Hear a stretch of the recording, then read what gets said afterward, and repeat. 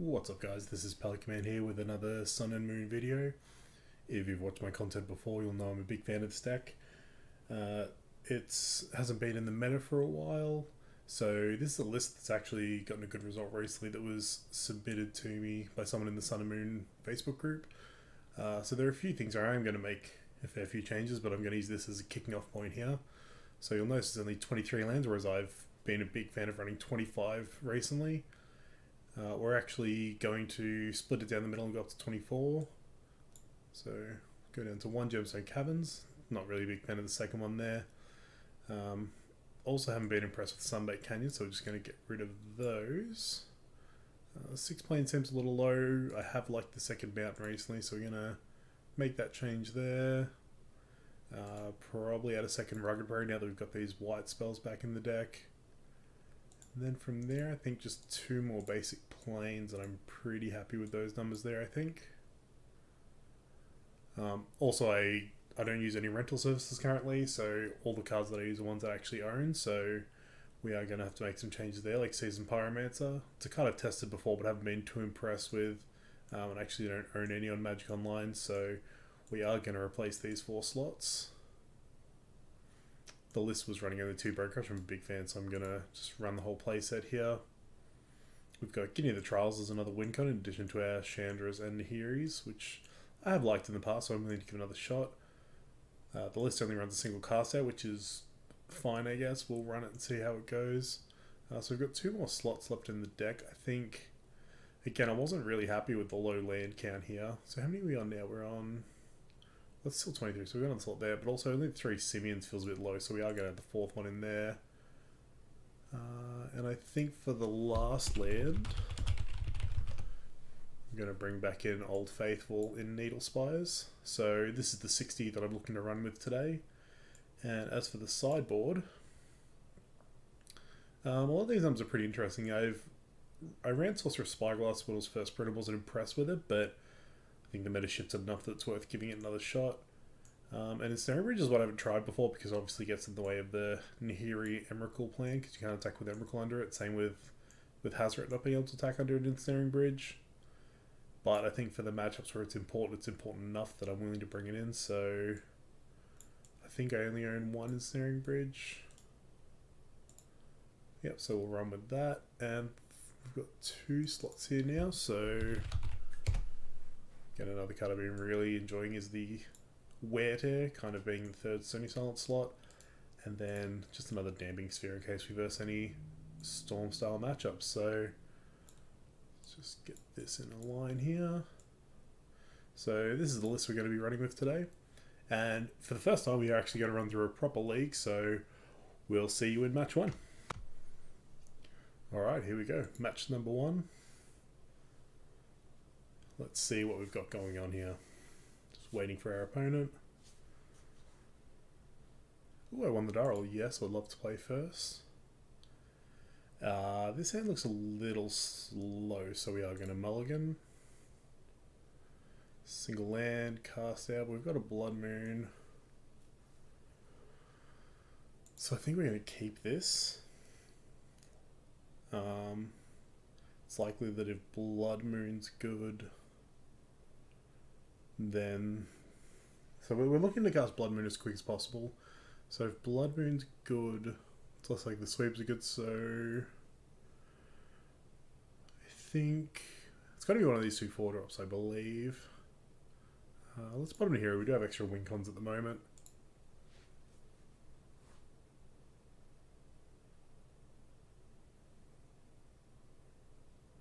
Okay, so we'll start with the planes.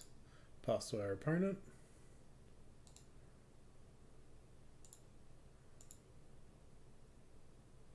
Alright, our opponent's passing right back, so we will cycle this cast out looking for our second land drop here. Fantastic. So since we're going to Blood Moon, I'm pretty happy to just get a basic mountain here.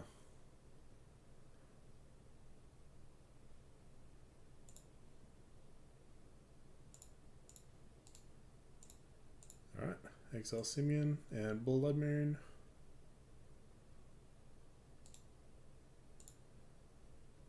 Let's see what our opponent wants to do about that. They will fetch a response here, assumedly getting a basic plains or a basic swamp.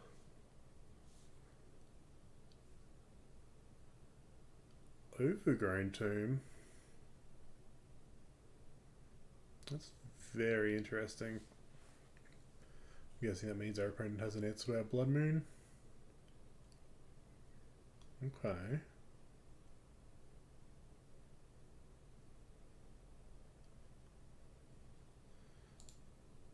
Looks like we might just be getting the turn back here. Yep. Play a land, and we've been punished here because we've drawn more removal here, and we actually want to find an answer pretty quick. Find a win condition relatively quick here to take advantage of the fact that we've got a Blood Moon in play, which might have been a reason to keep them here and get rid of the Wrath. Sure. Yep, they take our Helix. Oh, Bone Crusher. I'm pretty okay with that. I'm just going to cast the Giant itself. We've already got plenty of removal our opponent wants to do stuff, even though these are Wraths and we are resolving a creature here.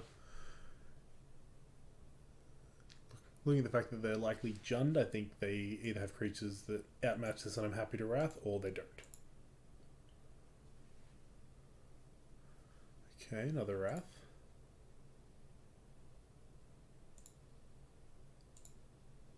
Let's get in there with Bone Crusher. Alright. Classic Sun and Moon here. We're hoping that this one Blood Moon's enough to get us through the game and that this one win condition's enough to actually close it out while we've got Blood Moon in play. Yeah, it's not great. We drew a Helix, okay.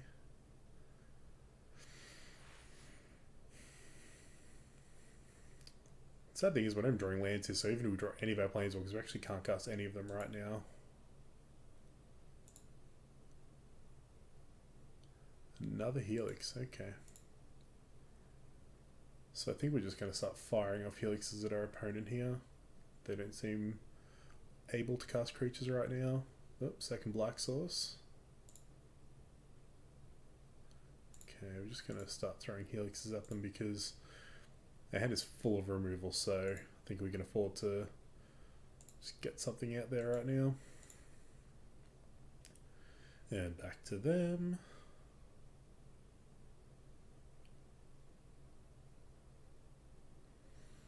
The unfortunate thing is we actually don't have a second white source yet thanks to our own Blood Moon. So these Wraths might be a bit stuck in our hand. Dark Confidant, sure. Okay, I think I'm just going to untap and anger this. Because again, we are overloaded on removal here. And we still get to hold up the Helix because we drew a land there, which is nice.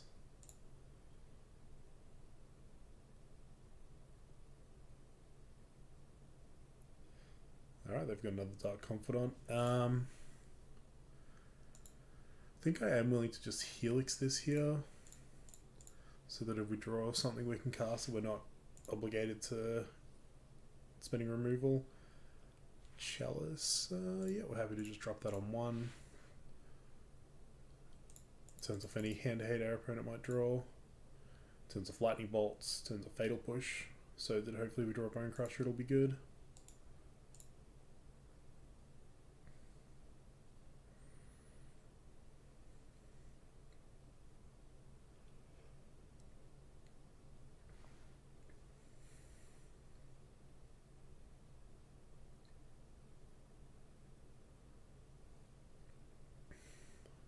I wonder what our opponent could be thinking about here. Colligan's Command, okay, sure. They brought back a Dark Confidant there.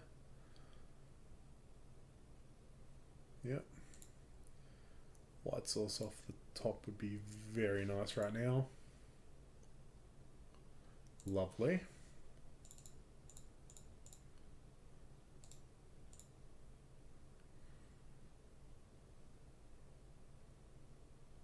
This Blood Moon seems to be doing a lot of work here. Ugh. Probably actually should be holding lands at this point so that we're drawing a hero have something to discard to it. Playing that land is probably a mistake.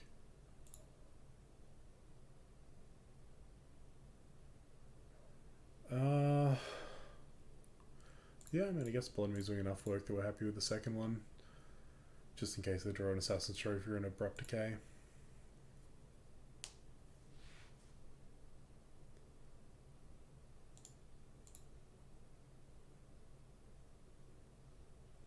Okay, we'll hold on to that one.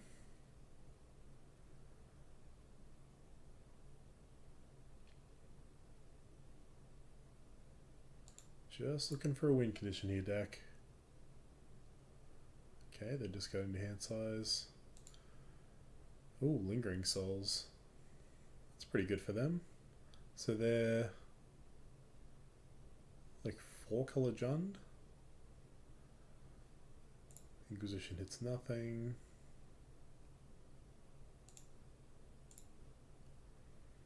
Or they cast this Lingering Souls. I'm kind of... I don't know that I'm priced into casting this Wrath, but I think I might want to. Yeah. So I'm going to Wrath and Bone Crusher here.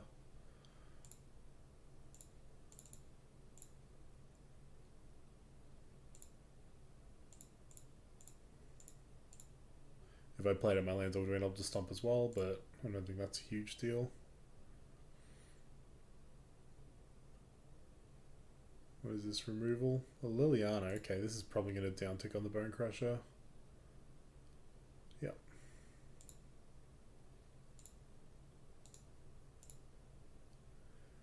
Okay. Yeah. That'll play. This is threatening the Liliana. So next turn she can uptick. I'll discard Basic Mountain, and Simeon can trade with Liliana. Well, not trade, but Simeon can eat the Liliana. Okay.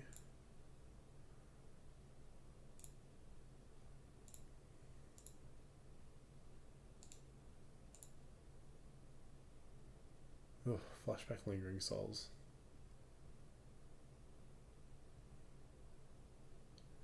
Nahiri.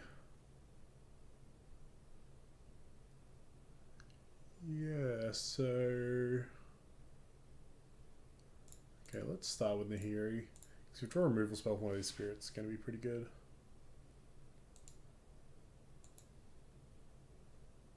Yes, we would like to discard. Discard this. Okay. So we are going to go to combat. Attack Lily. Okay, we'll see how they block. They're double blocking.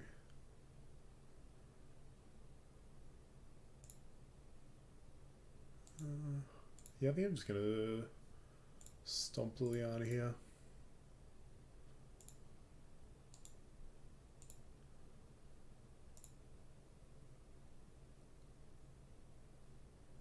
Okay, so we've got Nahiri as a win con, we've got Bone Crusher as a backup win con.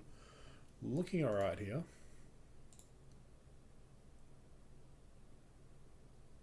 And Chandra, okay.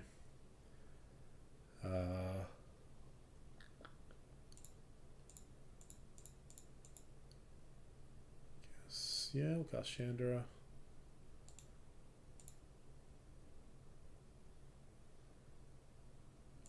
No, we don't want to cast Anger. We'll tick up Nahiri. Whoop. Go to second main, cast the Bone Crusher. So now we have 3 very good threats that our opponent needs to deal with here. The Bone Crusher is lethal in 2 turns, the Nahiri is lethal next turn, the Chandra is just going to accrue advantage. There we go. Okay, so that's game 1 in the bag. Now, so we're seeing Jund with a Light Splash, so these Blood Moons all look really good. Chalices are fine. I definitely want the Ley Lines.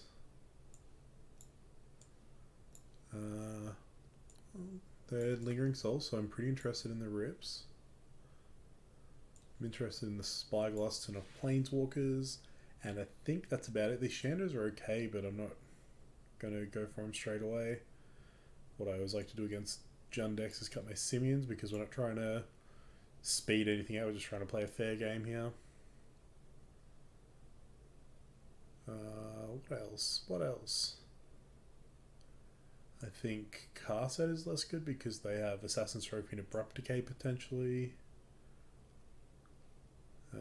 Chalice is potentially cuttable because we really wanted to stop Hand Hate, but these are already doing that job. So I think 2 Chalice and the Cast Out, or maybe a Blood Moon. But I think the White Splash means we want the Blood Moon. So I think it is the Cast Out. So let's see how this configuration goes for us.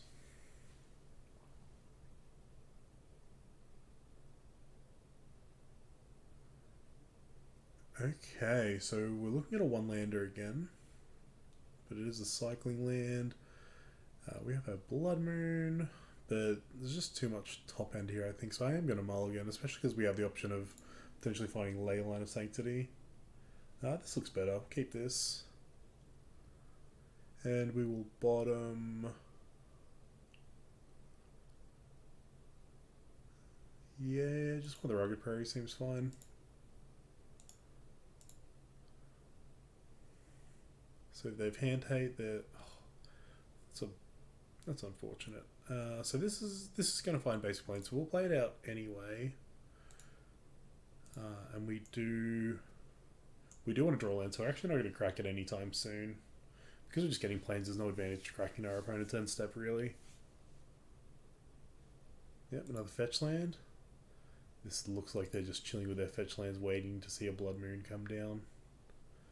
Rest in Peace is very interesting. I could Spyglass to threaten... I think Spyglass is better here. This is where Rugged Prairie is very nice because I can get a planes and still have double red here. So we are going to lead Spyglass. This kind of forces our opponent to crack their fetch lands now because the Spyglass can name one of them. But also, even if they crack them, if they have like a Liliana in hand, I just get to name it, or if they have, say, Ren and Six or something. Yep, this is getting basic forest, assumedly. Yep.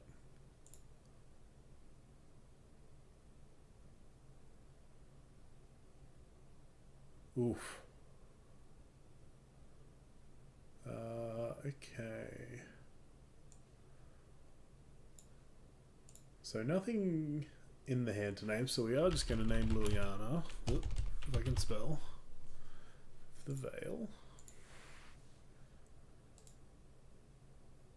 And pass it back to our opponent.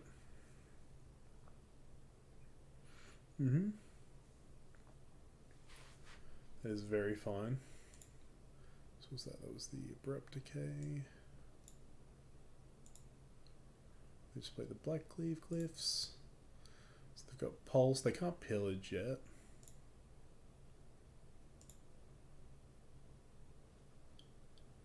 So we really have nothing else here, so we are going to play the Blood Moon. Just to force our opponent to spend their Maelstrom Pulse.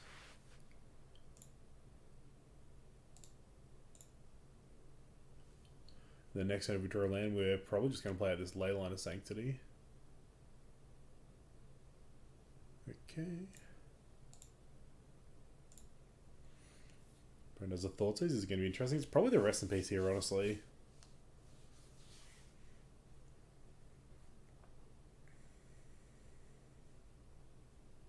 They took our Helix, okay.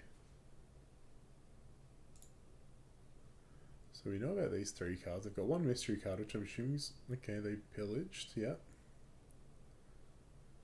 We drew a 3rd plains, okay. So they've still got Maelstrom Pulse up, so they can just deal with this Rest in Peace, but I think I'm happy to just bomb the graveyards now. Sure thing. Bloodbraid Elf. Thoughtseize, yeah. I assume that's taking Wrath of God here.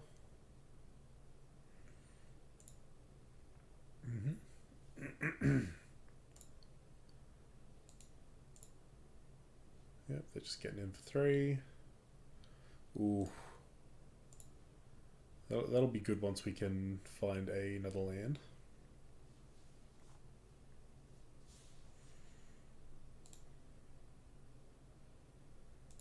There's going to be a Pulse on the Blood Moon or Rip. Go into combat first, that's fine.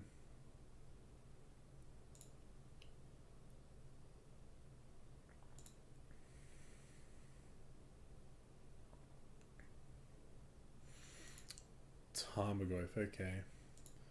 Which means Maelstrom Pulse is probably coming at that rest in peace. Just need to find a fourth land. Which at this point is going to probably Wrath of God first because, well, it'll Wrath of God or their Maelstrom Pulse the rest in peace. Okay, Abrupt Decay.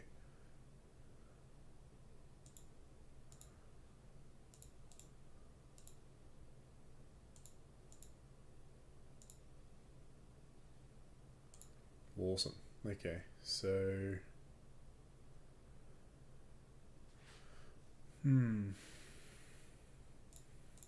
Yeah, I think just Wrathing here is fine. Next turn we get to Nahiri. We could even potentially Leyline Sanctity if they don't hand hate us here. There's going to be Maelstrom Pulse on the Blood Moon, sure. So next time we Leyline of Sanctity to turn the hand out off so they can't do anything about Anahiri unless they draw exactly Liliana. Is that good? No. I just wanted Anahiri. I think this Leyline's lost its value. I'll just hold on to it, I guess. Okay.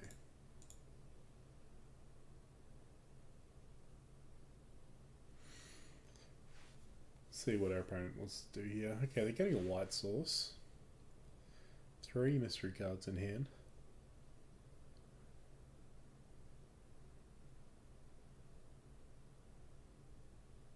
Maybe I should have discarded Anger.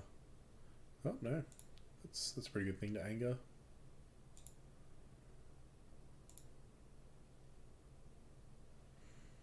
Except I don't have double red, so let's discard an Anger. Find a red source. Wonderful. So now they need to deal with the hero or Emerald's coming.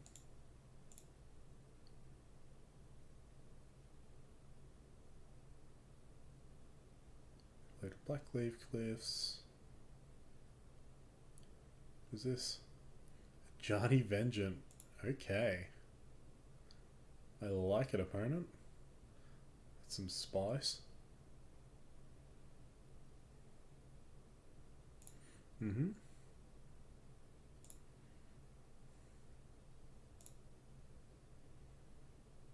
Get into the trials, that's cool. I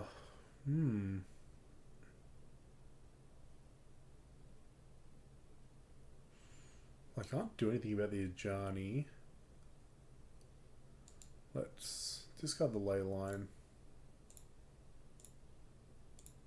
See if we can find like a helix source. Yep, Bone Crusher, that'll do.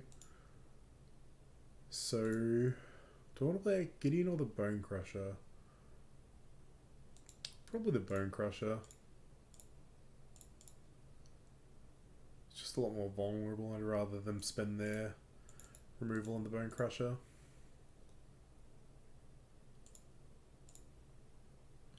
And just have Gideon in the back pocket for later.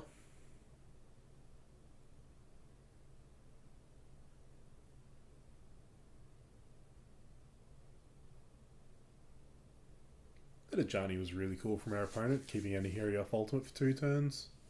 But I think we got some pretty good draws that have followed up behind. Liliana, that's got it down to kind of Bone Crusher, I assume.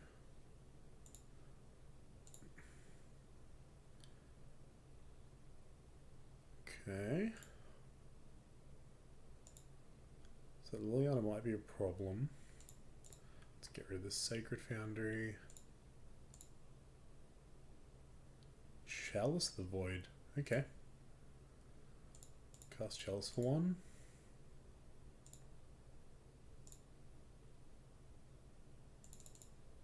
Cast Gideon.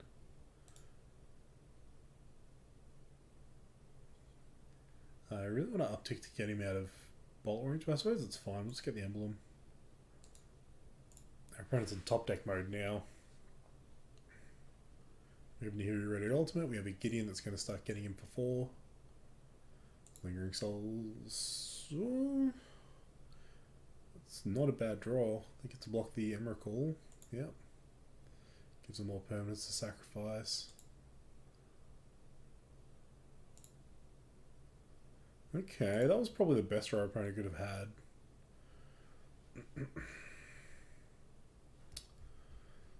So, what's the plan here?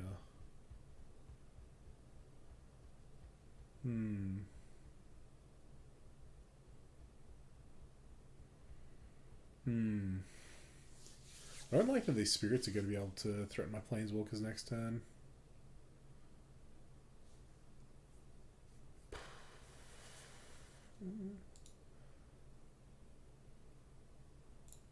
So I'm doing this anyway.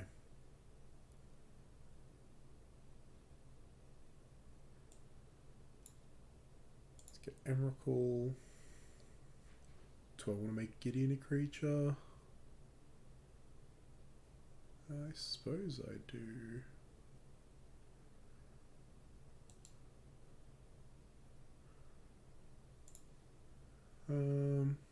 No, let's just get in with Emrakul.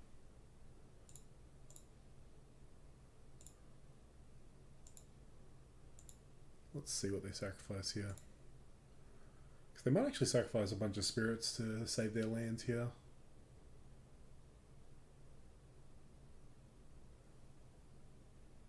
Ideally what we would do is take away all the spirits to keep Nihiri alive here.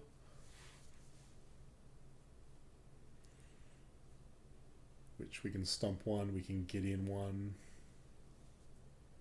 So they're going to block with one. So they need to sacrifice... Oh, they sacrifice their Liliana. That's interesting.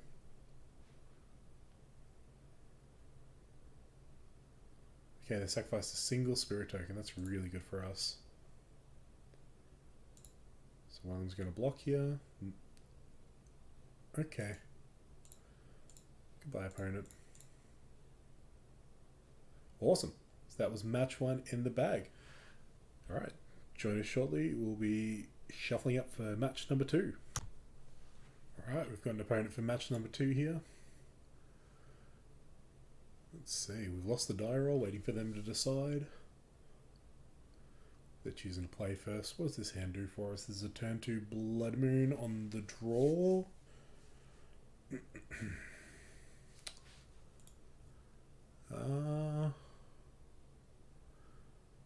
With 4 lands.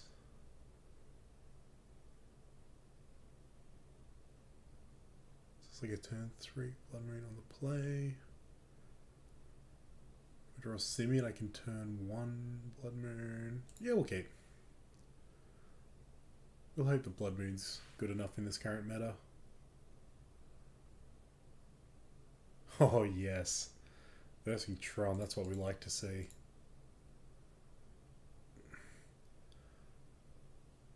So we draw. Okay, so we're kind of priced into playing out an Arrow Mace so we can have 2 white sources, I believe.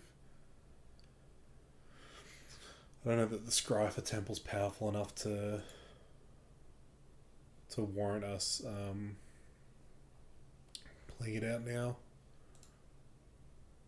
So yeah, the reason I kept this hand is because I think some of the matchups where we're the most frightened is the Tron matchups, the Titan matchups.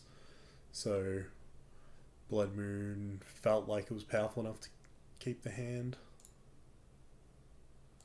Let's just heal through the turn. See what our opponent's up to. They kept their 7s, so I assume they do have Tron as a power plant.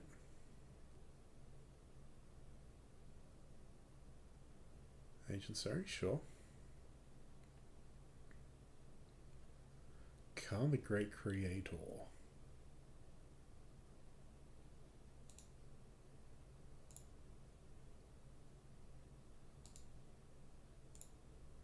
Did I... Oh, just...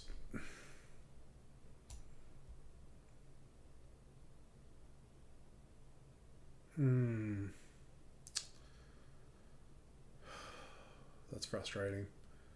Okay, I'll discard this. Hope our opponent doesn't punish us too bad. Yeah, that's Tron. Yeah. That's unfortunate. I was trying to get a little advantage there by like fetching with my Arid Mesa before going back into my turn because I realized I actually want to thin lands out of my deck. But I tried to turn off the yield through turn. Instead, I yielded through my own turn. So that's unfortunate.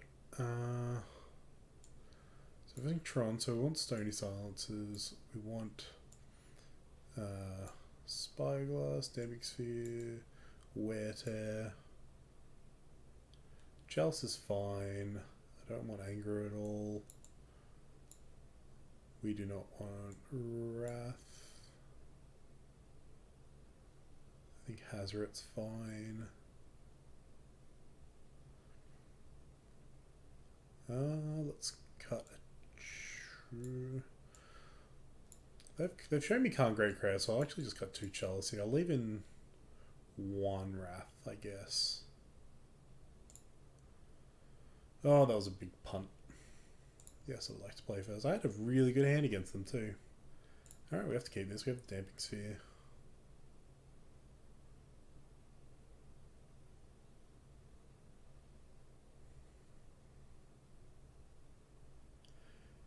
Alright, the most important thing here is to not let that punt go any further than it's gone already, right? We punted, we lost game 1 to it. Let's not be on tilt and lose games 2 or 3 because of it. We've got a pretty good hand. We've got a Damping Sphere, so let's see what we can do.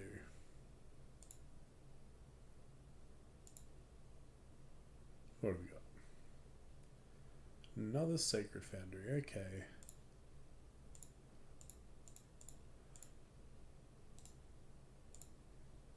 Back to you, opponent.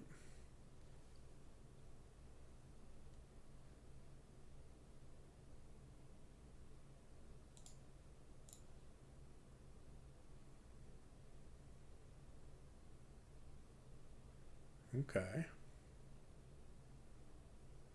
And back to me. Plains, okay. Just play the Sacred Foundry tapped.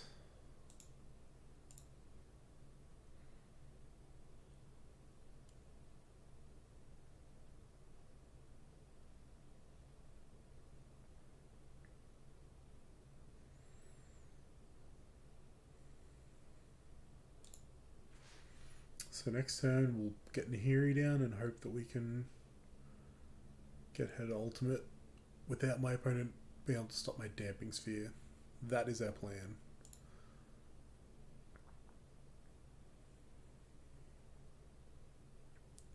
This could get a Blast Zone here. Forest, sure. Oh, they've already got the Blast Zone. Lovely.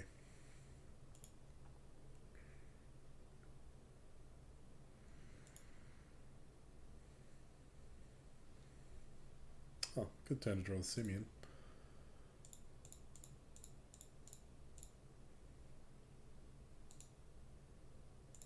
Okay.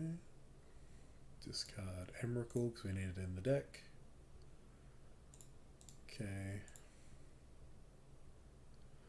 Pass back to our opponent.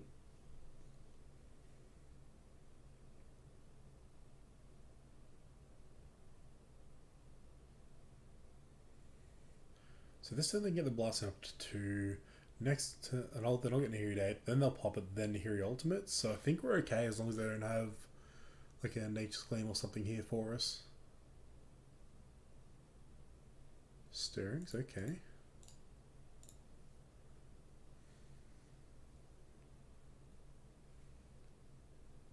Another Urza's Tower. Well, I suppose Stirrings, they didn't really have much choice, did they? Hazoret, okay.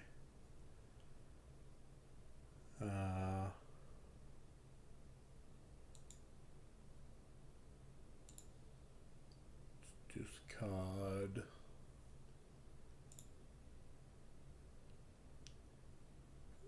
Discard Arid Mesa.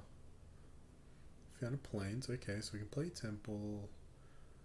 Play Hazard. So we can't get Hazard online this time.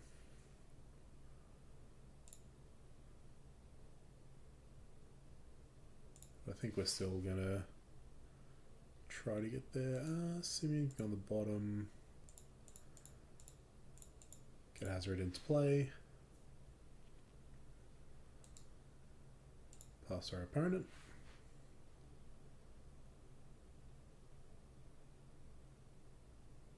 Taking up Blast Zone, sure.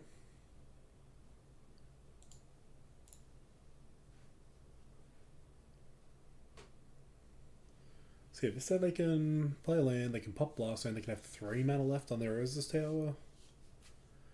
But then I Emrakul them. And Hazard gets to attack also, probably. Okay. What are they doing? Sure.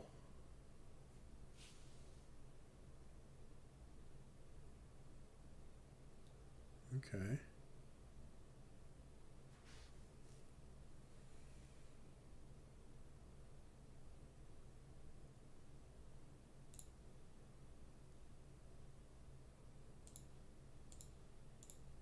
Okay, we should be good here.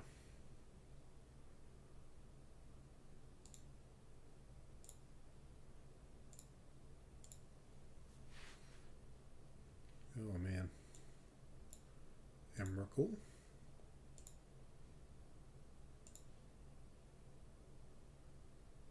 Awesome. So we won game 2.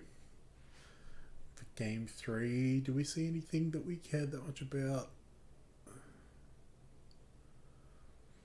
Could bring the Chelseas back in potentially. Yeah, actually I think we do want to because of Nature's Claim. We do want these. So get rid of Wrath of God.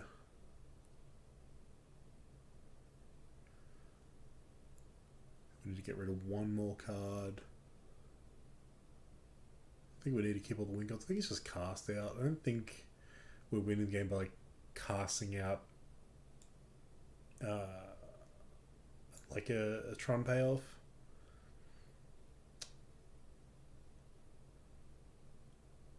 Yeah, that looks good. Let's go with that.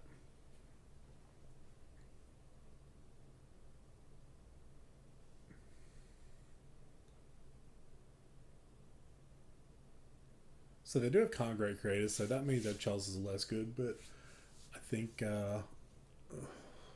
their ability to stop Nature's Claim is pretty important. With that said, we can't keep this hand on the draw. Like, it's good as an extra card, it's not good as like something where it's not good as our main plan. Keep this, so we have to bottom a card. This is tough because I have the option of turn 1 Blood Moon, but I actually think I'm going to turn 1 like Spyglass.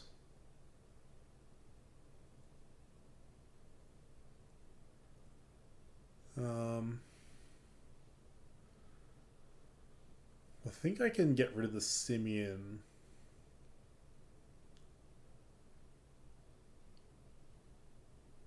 Ooh. This is tough. So we'll put Bone Crusher on the bottom.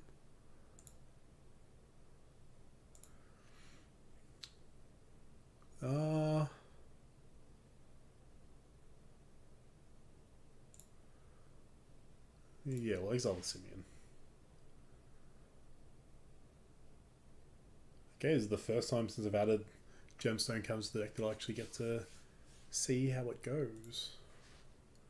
Okay, Chromatic Sphere, so that's something I can Spyglass, so I think we just will drop the Spyglass. Because yeah, worst case we just turn off this sphere.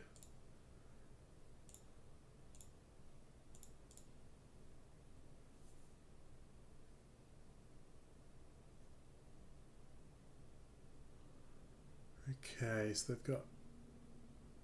Ooh, interesting. They've got Map, Scrying, and Tower. So their plan is next turn play Tower, fills through this and Scrying. So by naming this, I actually get to turn off Sylvan Scrying, which is pretty cool.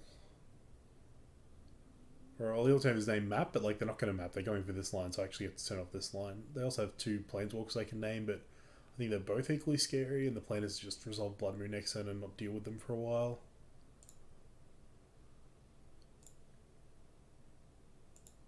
Okay. Chromatic Sphere.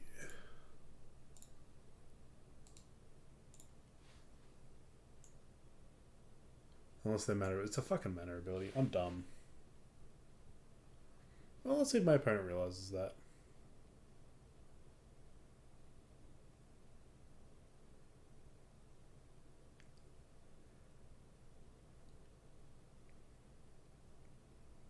Ooh. It is a mana ability, right? I believe it's a mana ability. I think I got lucky that my opponent might have misunderstood that as much as I did. Okay. Blood Moon.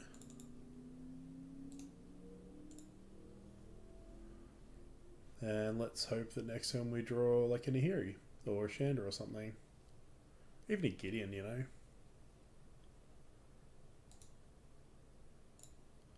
Even Bone Crusher Giant I wouldn't say no to.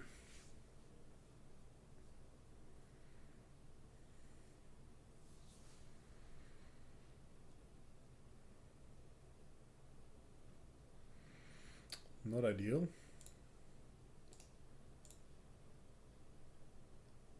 Let's try again next turn. Okay, so this is going to be Khan Great Creator. Let's hope they down tick him so I can helix him.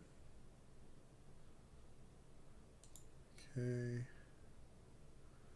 I'm gonna let them search first because they might like grab liquid metal coating here in the hopes of destroying my lands because they don't know their Khan's dead yet.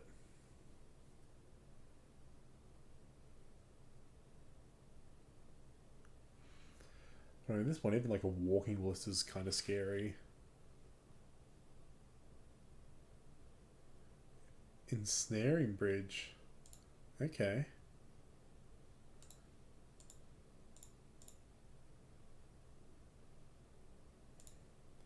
Just get rid of him.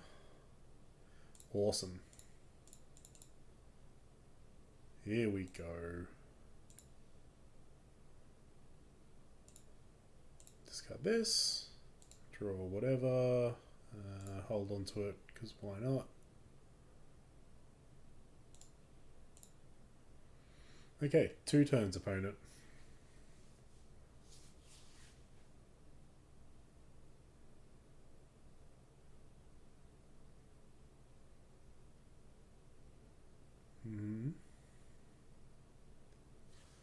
Expedition map, sure.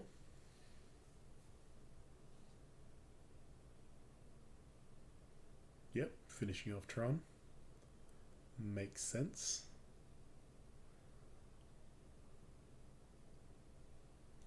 Ooh, that's a really nice draw. Just make sure that they're not able to assemble Tron at all.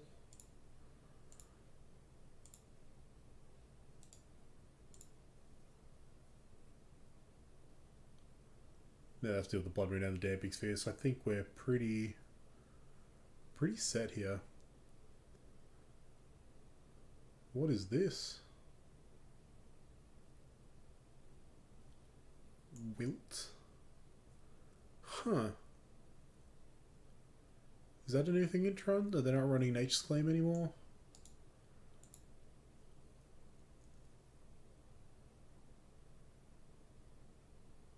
Okay, so they've got to find a way to deal with my Nahiri, and even the Damping Sphere is still doing a lot. Not too scared of Sylvan Scrying here.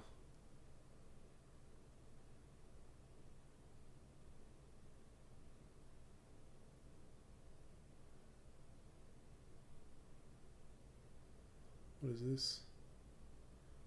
Oh, their Blast Zone's active?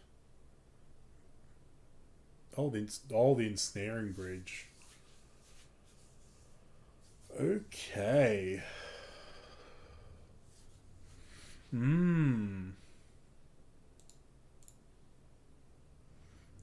Yeah, I forgot about the ensnaring bridge. That is going to be a problem.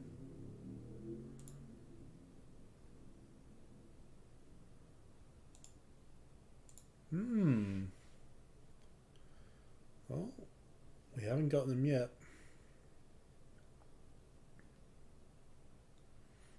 Ooh. This is a con. Yep. On the plus side, they have to down tick here, and my Helix then gets to take him out.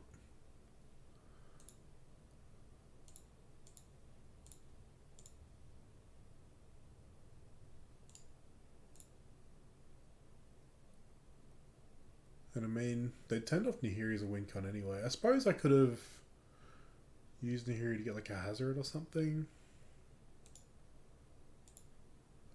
Okay, new plan. Needle Spires, let's go.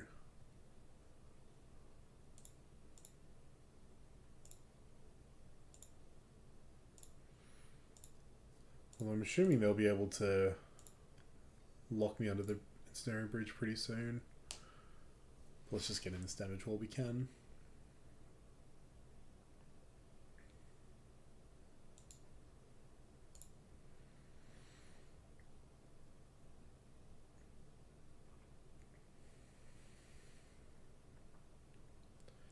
Got another one. Okay, you can have my planes.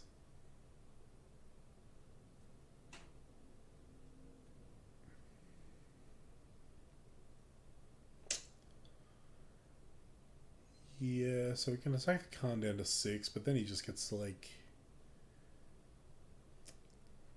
down tick. Yeah, we're dead here. That's unfortunate. We lost game 1 to our own misplay, but with that said, we won game 2 because we were on the play, so who knows how that would have changed the match. So we are currently 1-1 with the new build of Sun and Moon. Let's see how we go for match number 3. Alright, match number 3. Let's see how we go here. Lost the die roll.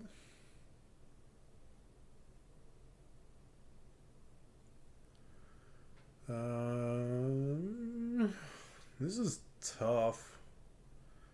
I mean, I'm going to keep because I'm on the draw. It's only a 1 land, but I've got to turn 1 Chalice for 1. I can also Chalice for 0, which isn't nothing.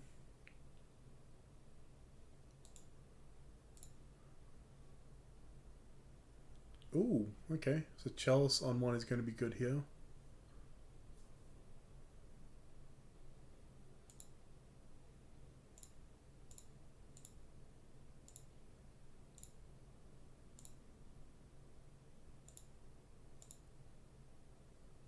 Okay.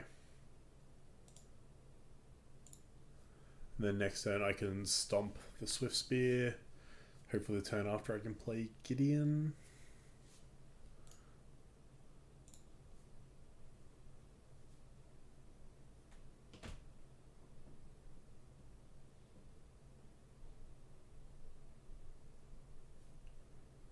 Okay. So they've kept 2 mana up. I don't know if this Chalice on 0 is worth anything.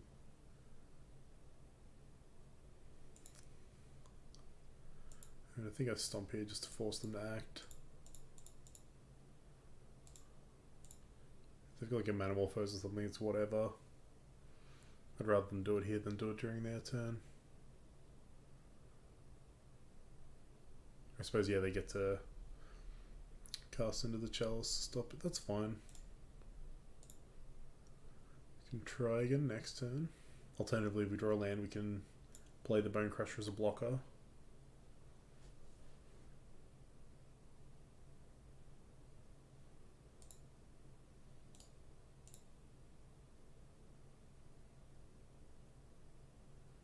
Okay. They're just slowly getting in for 1.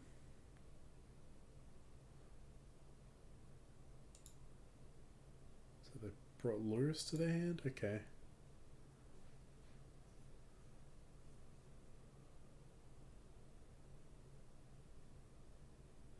I think I want to stomp the Lurus, so we'll play the Temple. Ooh. So next time they Lurus, they Swift Spear, and I get to Wrath them? Wait, I don't have a 4th land, do I? Okay, that's not happening. Go to the bottom. Pass to them.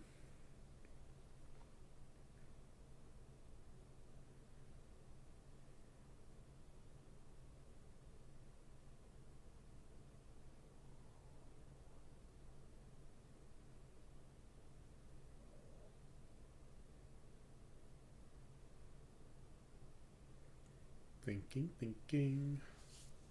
Okay, they're just going to combat, that's fine. I will accept 1 damage.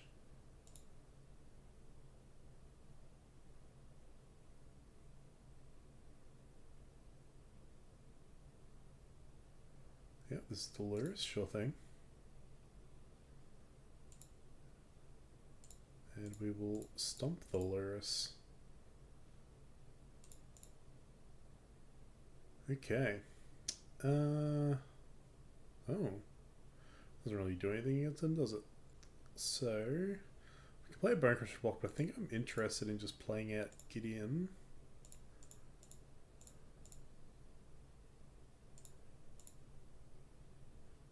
Because we get to uptick on the Swift Spear, and then they can't really threaten Gideon.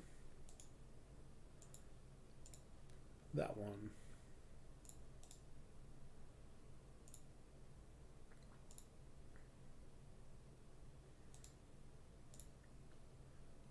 So now this forces them to try to commit more to the board to threaten my Gideon. I just get to play Bone Crushers or Nahiri.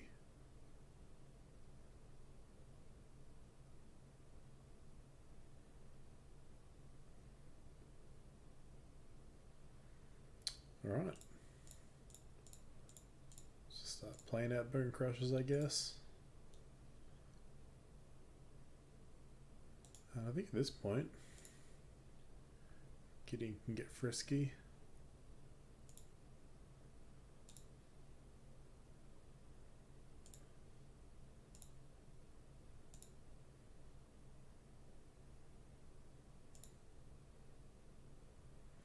So, yeah, I believe we're winning the damage race now.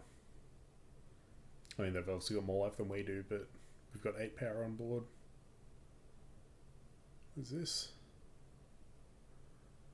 Coligans. Sure. Returning Lurus, I'm guessing. Yeah.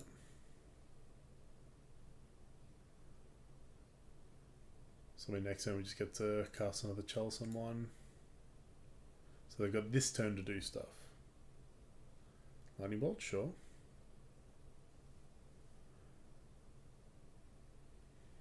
Do they want to play a bunch of 1-mana spells here, or do they want to play up their Lurus is the question.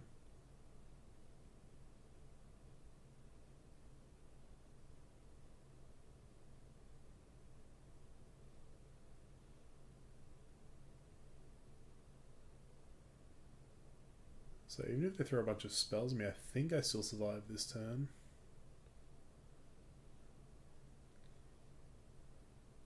So yeah, I mean I survived this turn. Which maybe means we shift and like Gideon starts bringing this damage again, but I don't know. They've still got 4 cards in hand, so I don't know what they're...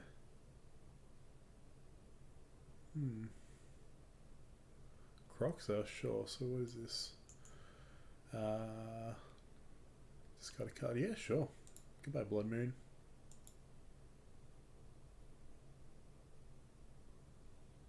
Ooh, another Chalice. Oh, did they just take my Gideon?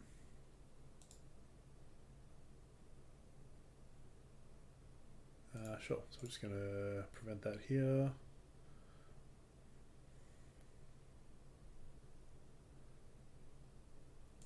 And play a Chalice on 1.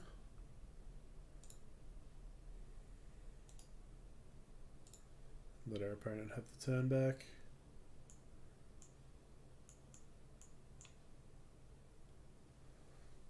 Well, I thought we were in a very commanding lead, and now we're kind of less so. But I suppose the board position the way it is currently, I'm actually feeling pretty good. It's just the Lurus in my opponent's hand that is my biggest concern. Although, what can they really do with it? They can play it, replay this Croxa without escaping, and then it dies again, so I just discard like any hero because I've got excess. I just have no way to mop up the Lurrus a second time currently. So this is going to be the Croxa. Which is fine. Gideon just gets the shift focus to keeping that under wraps.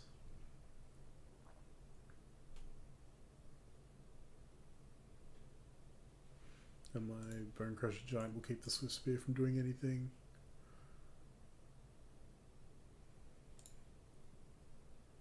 Discard a Nahiri.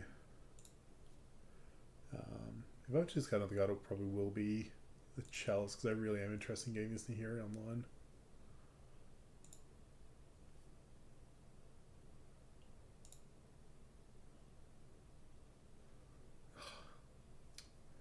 Hazard. Okay, let's cast a Bone Crusher. Would love to draw a 4th land at some point.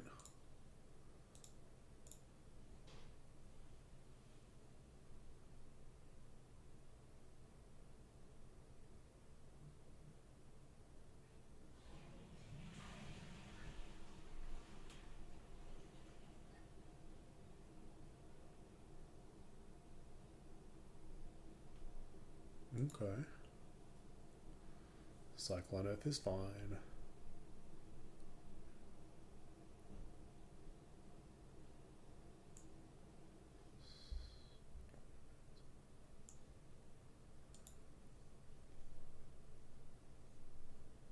Yeah, so they still get to attack for the trigger there.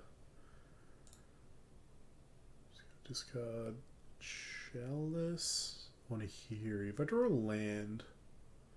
No, I want to build a Nahiri to down tick on this Croxa. I was thinking maybe I want to like discard Nahiri because next time I might be able to play Hazoret. But no. Nahiri is far too important here. Is this the Lurrus? Yeah. Overloading on threats, so a Wrath would be really good. Okay. Now we're cooking.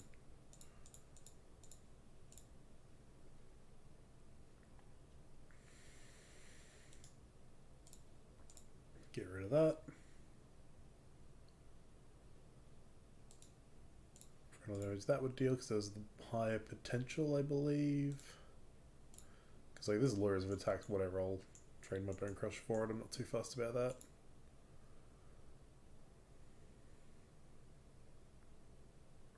Whereas this could potentially get up to get high enough that I don't want to, that my Bone Crush would be chump blocking.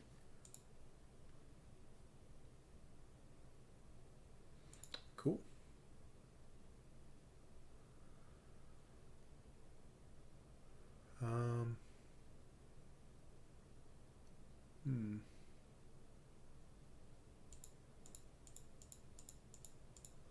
Cool. Play Hazoret.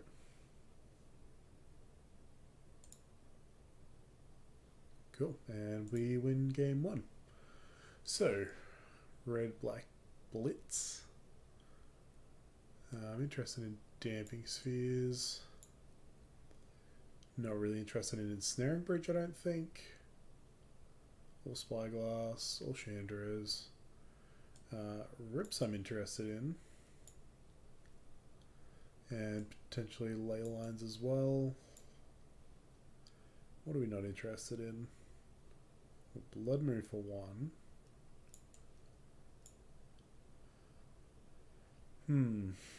So Helix is good. Bone Crush is fine. Maybe Bone Crush is not fine. I mean, he blocks pretty well.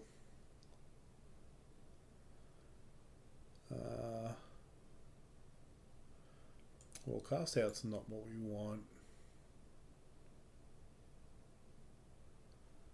Could always just like not bring in one of these 3 elves. Let's see. So what's Riptide? They've got Colligans, but Colligans has enough relevant modes anyway. They've got Lurus, which I don't think I'm that scared of Lurus because I have Angers. They also showed me Unearth, Croxar. Yeah, I think I have to bring in Rest in Peace. They have hand aids, so I think I want to bring in Leyline.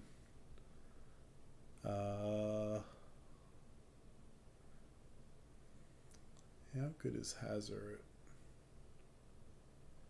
I mean, she's very good at blocking. I think I can cut 2 Bone Crushers pretty freely.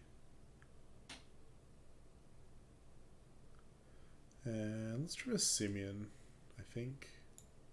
It's either a Simeon or a Hazoret.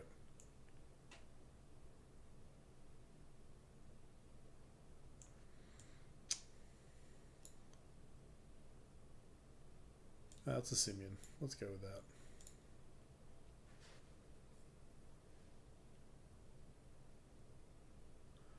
I went with the Simeon because they have hand aids, so they're kind of Jund-esque, you know. And like I said, I always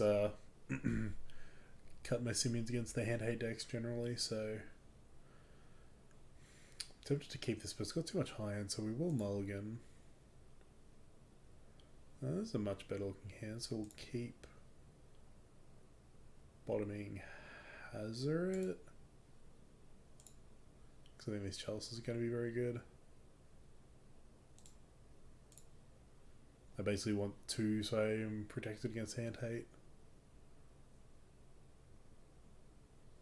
Yep, so this is probably going to take Bone Crusher, I'd assume. Unless they think they can snag the second one before I get to play it. Yeah, okay. Simeon off the top would be nice. Woohoo. Ask and you shall receive.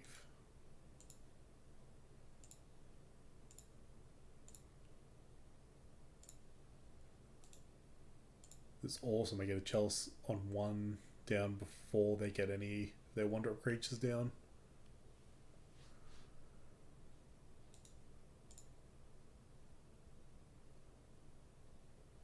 I'm just going to play a Temple here because I want to sculpt this hand a little.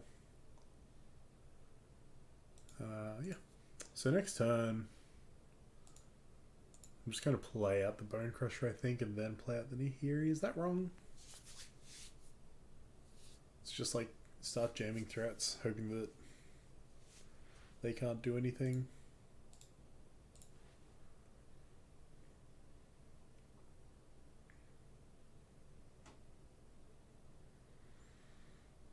Yeah, because they're just not doing anything, so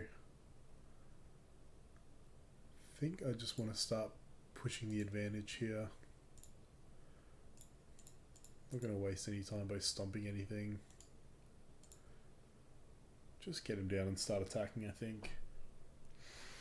Also, the advantage here is that even if they play a creature or whatever, yep, that's fine. This guy gets to chill and protect Nihiri.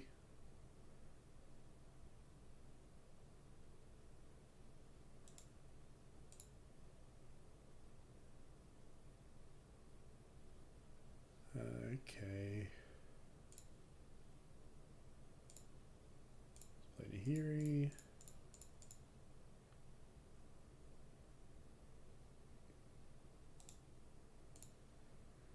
Just discard the excess land here. Ooh.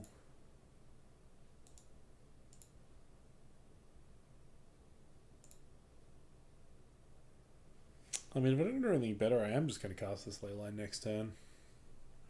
Just so they deal with my Chelsea with a Colligans I have backup.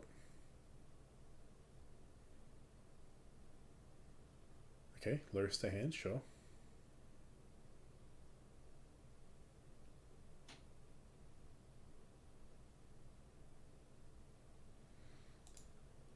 Being red-black, they won't have a way to deal with this, but they do have ways of dealing with the Chalice. Yeah, we will block. I'm fine trading my Bone Crusher for the Abbot here if they want to play a spell.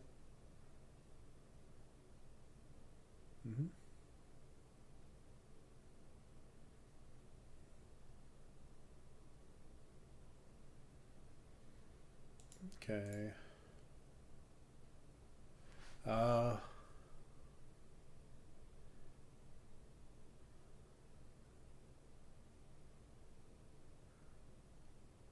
it's actually not discard a card. Let's play out the Simian. Just, again, having a block for the hero if they happen to have like a haste creature they can put into play in some way, shape or form. Just make sure that next turn we can hopefully ultimate Nahiri. This is... They do have baubles, okay. This is, yeah, just me doing everything I can to lean hard into Nahiri's ultimate here.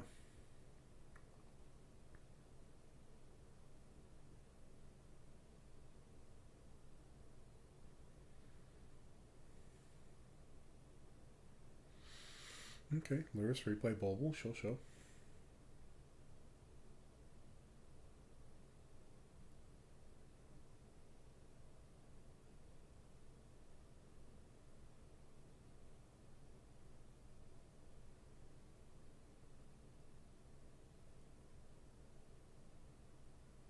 Alright, back to me. My opponent gets a draw too.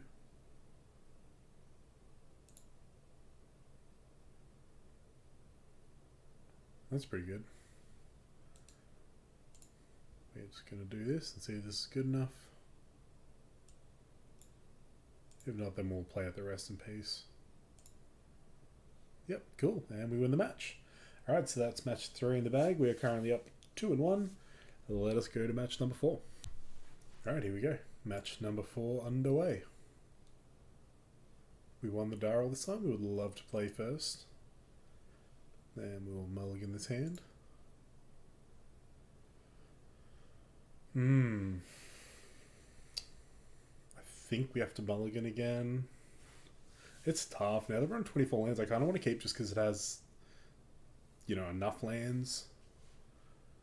It's got Helix. Turn 3 Nahiri. Yeah, let's keep.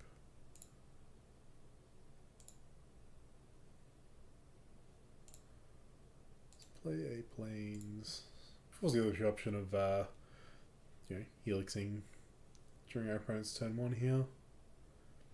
If we so choose.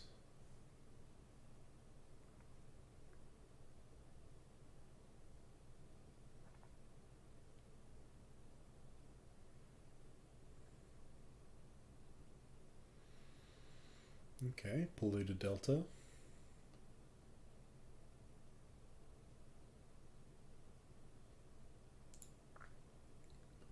And looks like they're just passing back here.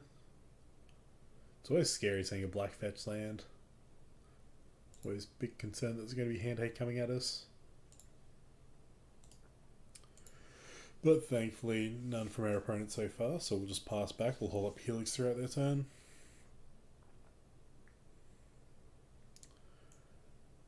Okay, so there's Sultai, so there's probably going to be Uros in this matchup. So they're holding up... They're essentially holding up counter magic here, but... I don't think I can afford to not just play Nahiri here. They're going to Mana Leak or something here. Yep. Sure thing, opponent. Ugh. Can't remember if I mentioned at the start, but kind of been off Sun and Moon at the moment just because Uro is such a terrible matchup for Sun and Moon. Yep. There's just so little this deck can do about Uro. You know, our Grave Hate is like Rest in Peace, which is fine, but like it's really not... I'm not a huge fan of having to bring in Rest in Peace against like blue control decks, stuff like Snapcasts and stuff. Also, like, it means we want to leave in Wrath of God when like it's just so bad. Like 4 mana to kill their Uro and they just get to counter it anyway. There's just so little I can do about this card, and because of the way the deck works, like they get a bunch of basics, so Blood Moon's not even good.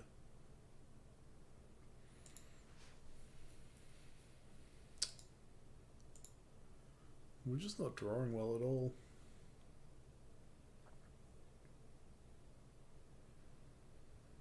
In this kind of matchup where you just want to be constantly pressuring them by trying to jam threat after threat and like pressuring their counter magic.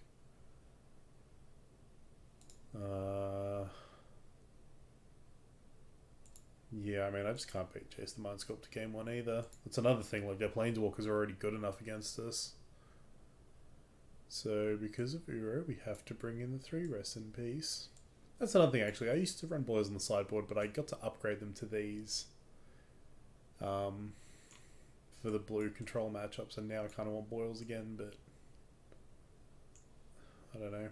Let's I mean, Snaring Bridge is tempting, but then again, I don't want to turn off my own Emrakul. I want Spyglass for their Planeswalkers. I think that's all I want. As for what I can cut, these Angers aren't very good. And I'm thinking we can cut Helixes. Everything else is just kind of good. So I can trim Blood Moon or 2. Let's trim 2 Blood Moons actually. And then I think it's the cast out, honestly. Or like a Bone Crusher or a Helix. I don't mind cutting a Helix actually. Yeah, let's go with that. Yeah, so we'd like to play first. Yeah, we're keeping. Based on the strength of this one card here, we are keeping. Again, not really great in the face of Uro, because not only can they threaten Chandra with Uro because it's a freaking 6/6, but it gains them life, so it even undoes all the hard work of our emblems that we give to our opponent.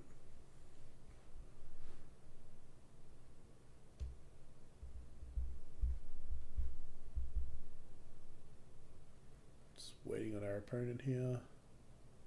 They mulligan to 6, okay. Yeah, happy with land. I just want to get this Chandra rolling as soon as possible. Happy to see land. Okay. Chalice. Turn off all their opts and thought seizers and whatever.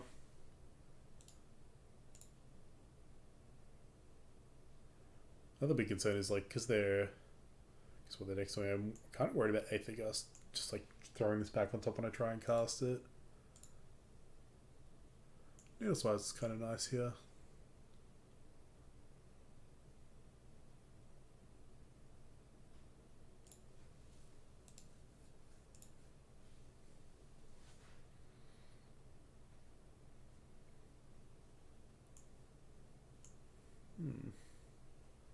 I wonder if I meant to hold onto this Helix for that tar pit.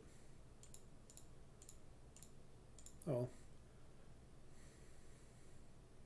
The reason I'm just throwing out the Helix here is because next time I plan to try and deploy this Chalice onto, so having a 2-drop in my hands is not ideal. So that's land number 6. Awesome. Basic planes.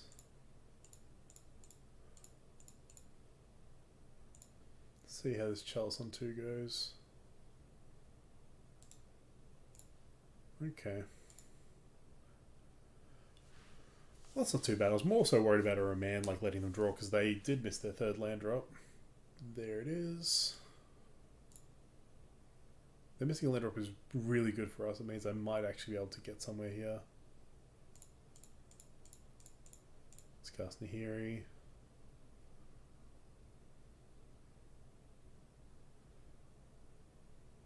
Okay. Put her on top.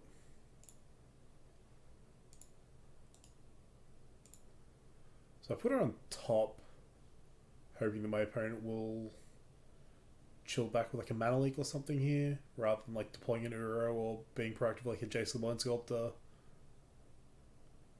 Because if they choose to respect my Nahiri and hold up counter magic, I just get to deploy this.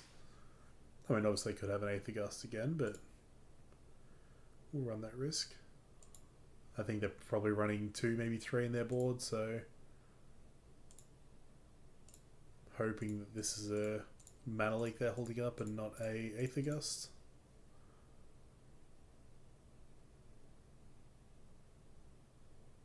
Awesome. Emblem.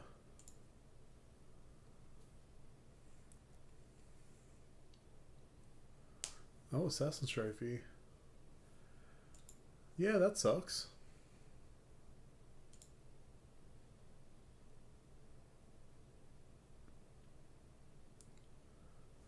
Well, they're on a 14 turn clock now, I guess. Got the Nahiri to try and deploy at some point. I'm honestly probably just going to start trying to get in with Needle Spires.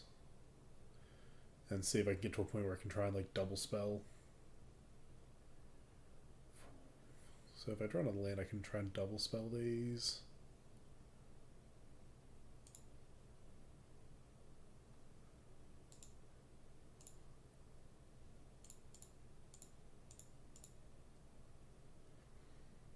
Alright, let's put the pressure in here.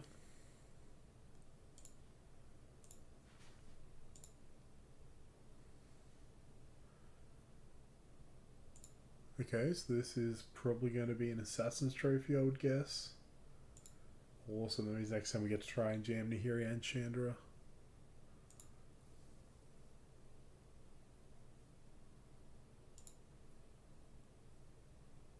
Oh, okay, so they're going to trophy the Chalice, assumedly.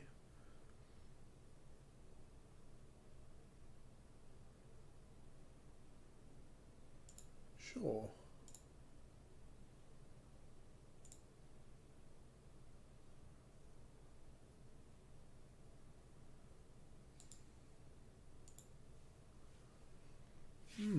So if I draw a land, I get to animate Needle Spires and then also try and jam one of these 2 walkers. Probably Chandra, because I want to try and make this emblem lethal as quick as possible. Gideon, okay.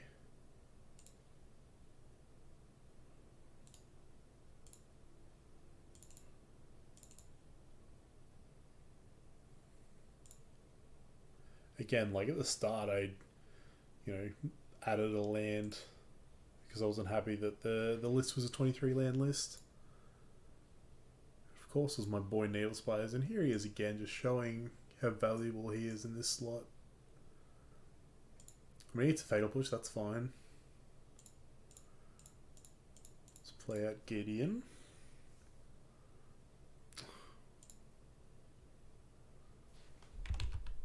If I can tap Matter correctly.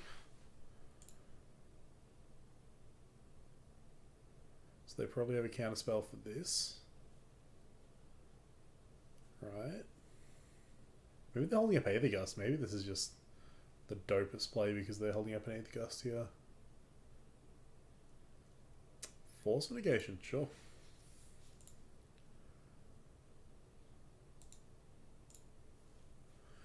I mean, again, this emblem's hopefully going to kill them relatively soon. Force Negation back on top of their deck, sure. It's going to be Jason Mind Sculptor, yeah. So they've got Force Negation back, so I do want to be able to double spell with these, hopefully. So drawing a land's good. Drawing 6 mana Chandra would be good. There is still one in the deck somewhere.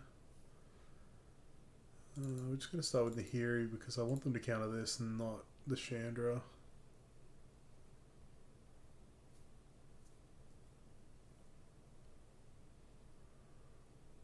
Okay.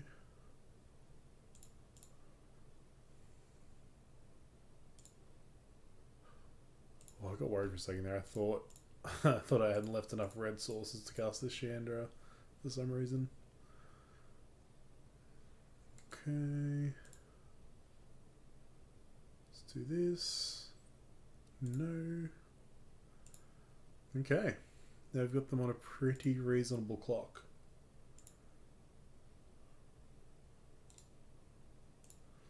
They do have Jason Mind Sculpt, so they get to dig pretty deep to try and find a way out of this, but They've got the emblem slowly ticking away on them. They've got my Chandra chilling in play, who's going to deal 2 to them every turn, unless... I mean, I don't think there's many scenarios where I'm not going to deal 2 unless, like, it's exactly 6 mana Chandra that I find off the +1.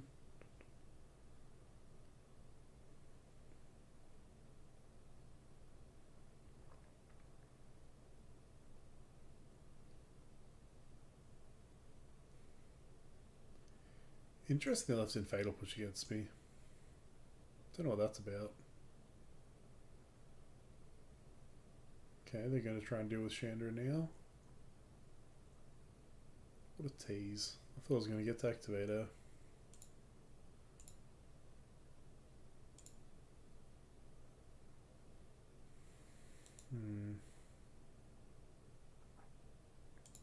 Yep. Pass back to our opponent.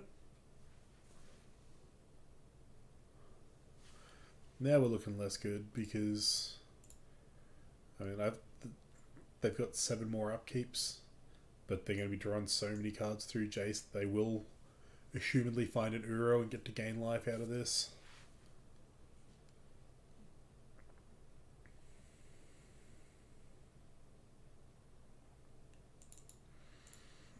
I'm not above casting a Simian Spirit Guide right now.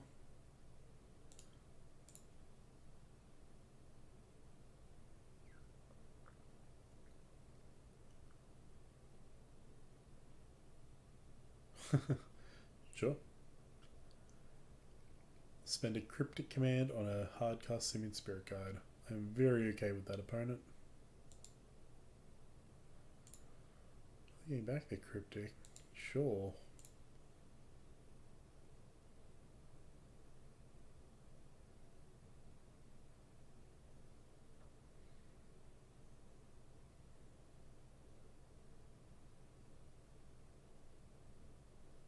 Okay, play at the temple.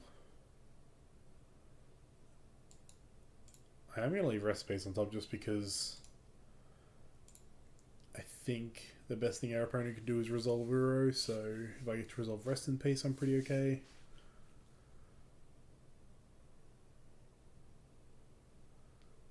Okay.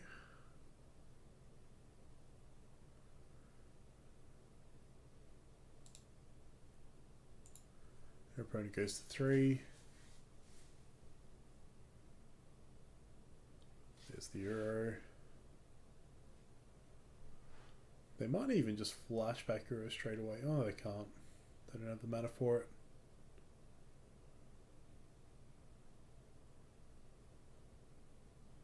Huh. Okay.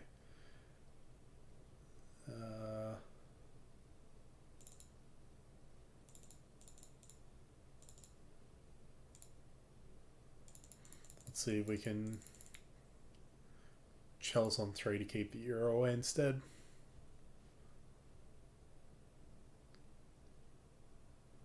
Oh yeah, I knew about that. That's fine.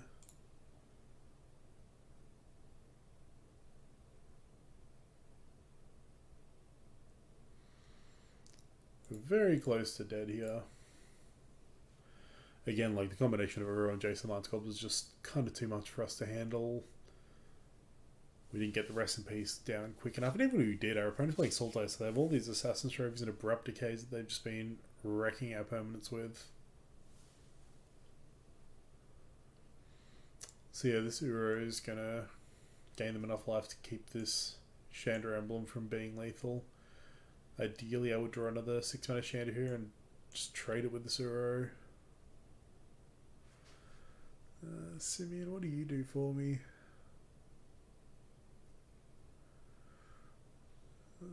A lot. I mean, I'm still casting you, but I don't think you do a lot.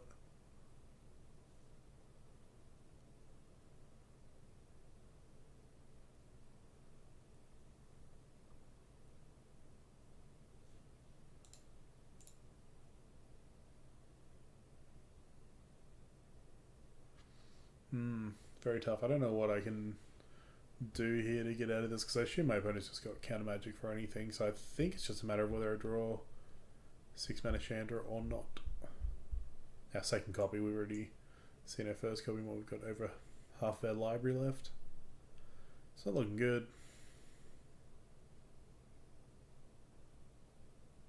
We are not going to be blocking.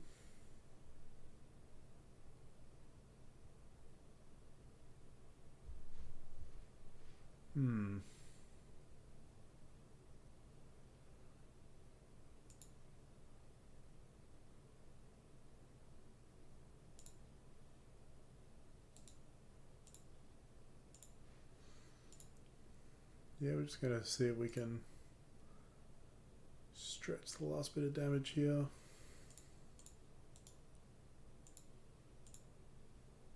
Try and stomp them. And then try and hardcast the Bone Crusher.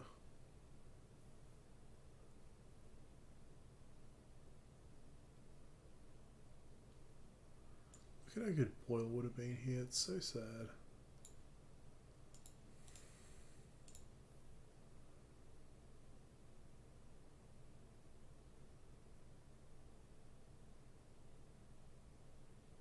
Okay. The only reason I'm still playing on here is because I can potentially draw 6 mana Chandra to get me out of this here. What are they put on top? Cryptic, that's fine.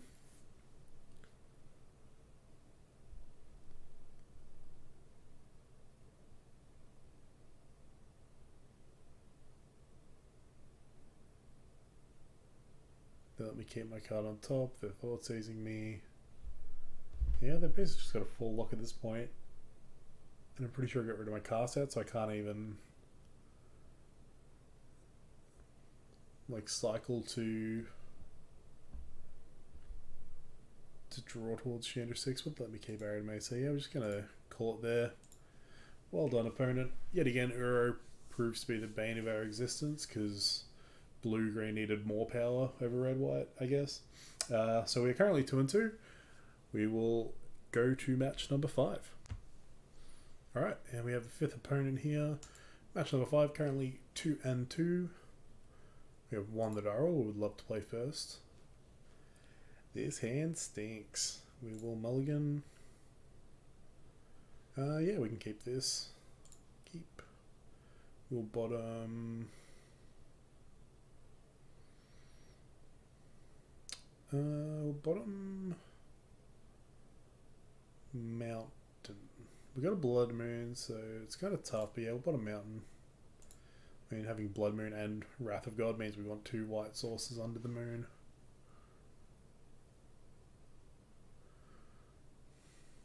Okay.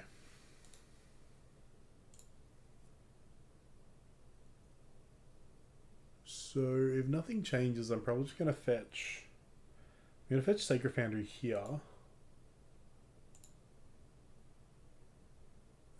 And then probably Plains here. Ooh, okay.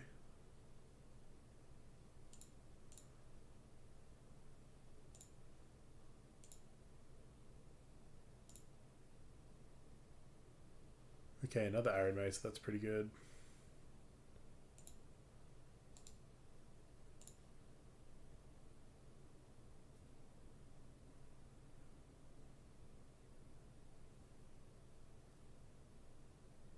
So we're versing Boggles.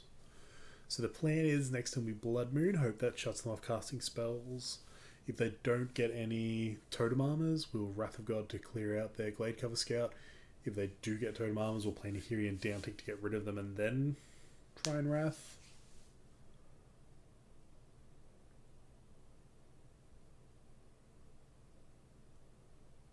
Okay, our opponent's in the tank.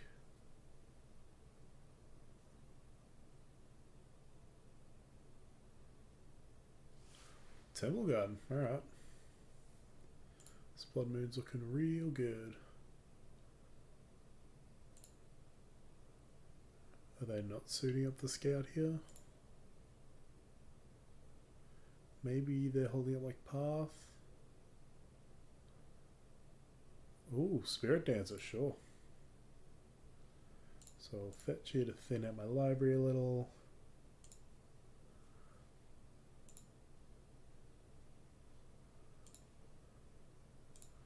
Hopefully they can no longer cast spells now. And then next turn I can Wrath. And then the turn after Nahiri, and then shortly after win the game, hopefully.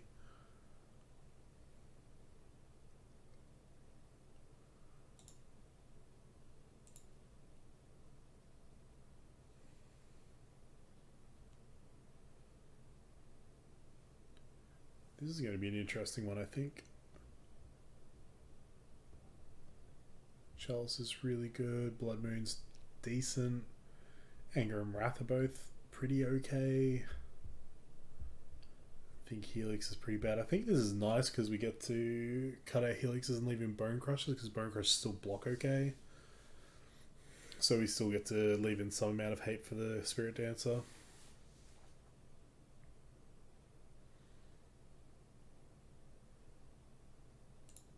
I will declare no blockers, thank you.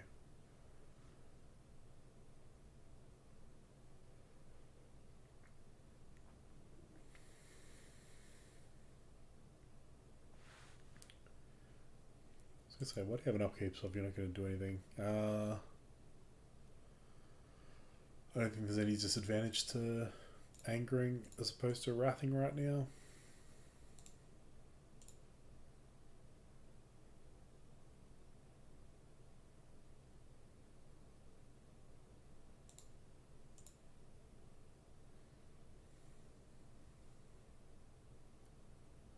Oh, that's really good.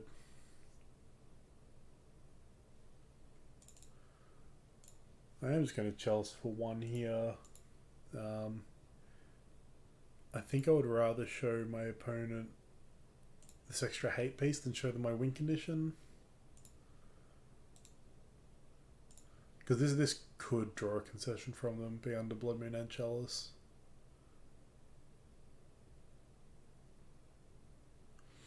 Maybe I was wrong. Maybe showing them the Chalice means they bring in specifically like artifact destruction.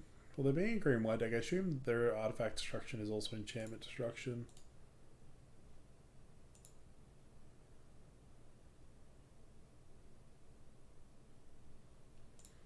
Okay.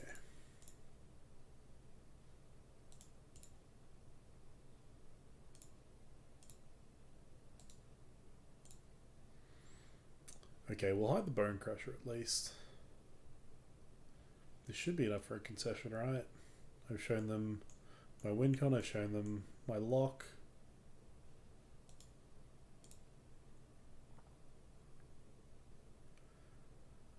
Do I also have to show them the Emrakul?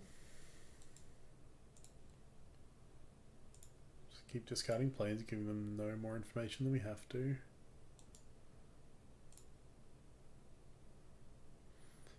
Yeah, I struggle to see a way that they come back from this. Like, literally anything they can do is covered by this, and I suppose this as well.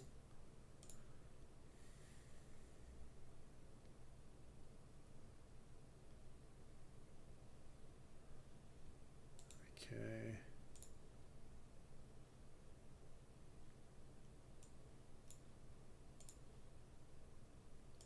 Let's go to combat. Surely you can say to seeing Emrakul opponent.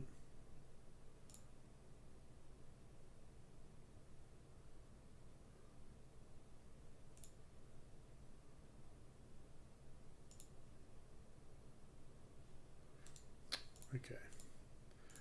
You win, opponent. Well, I win, but you get to see my Bone Crusher. I'll give you that little bit of information.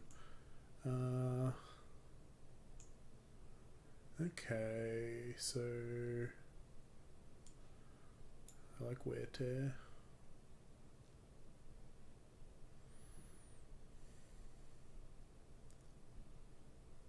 I like Ensnaring Bridge. Don't know the like Spyglass. Damping Sphere is okay. I think I just want these as extra wraths, and then we'll just cut the helixes. Yeah, let's go with that.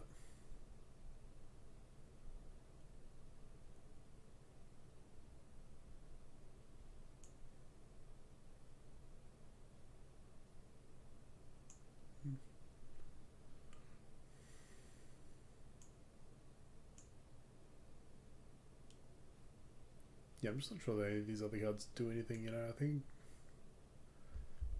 even though it's 6 mana, this being out of the anger is fine. I don't know. Last results don't really matter, I guess. This is rough, but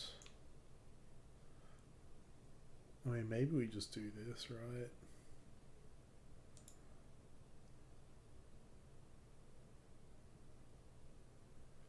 Can I win without the Emrakul in my deck?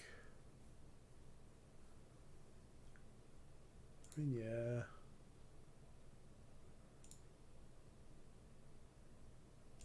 Yeah, let's see how this goes. It's obviously not ideal, but I don't have a Nahiri yet anyway. The Emrakul in my hand is just bad. It's like I have to, like, this is already like a mulligan, you know. This is the look, I'm on the play when I'm on the draw kind of thing. So I've essentially gone down 1 card in hand. If I keep the Emrakul, it's like I go down 2 cards in hand. I just don't think I can afford that.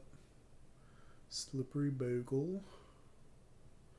They have a Boglin.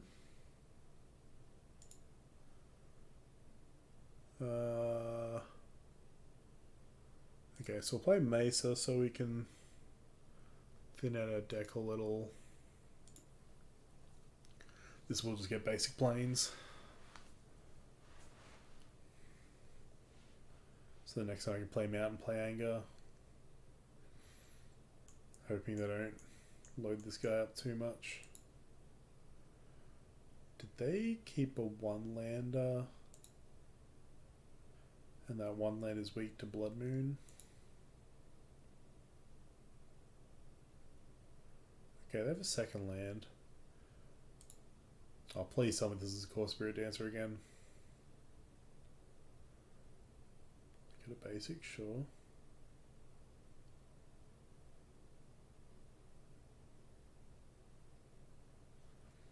Ooh, it is a Spirit Dancer.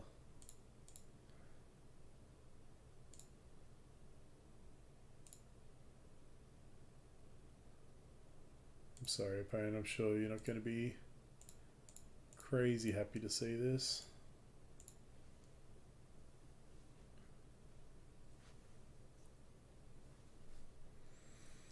So, next time we get to play Chandra Torch.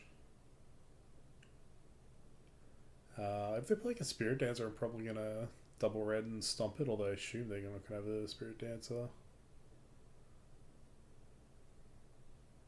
Gaddock Teague. Sure. I mean, I don't get to Chandra into Bone Crusher that, but I do get to Bone Crusher that.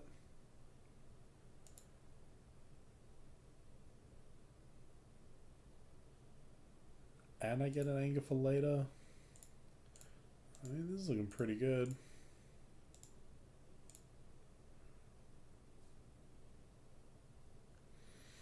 I like that I had so few cards to bring in, and like the matchup's fine enough that I get to leave in some number of these effects to deal with things like Gaddock Teague. And another Bone Crusher, that's fine.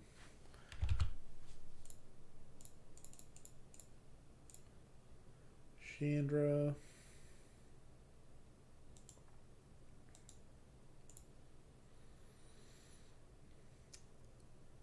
Rugged Prairie, okay.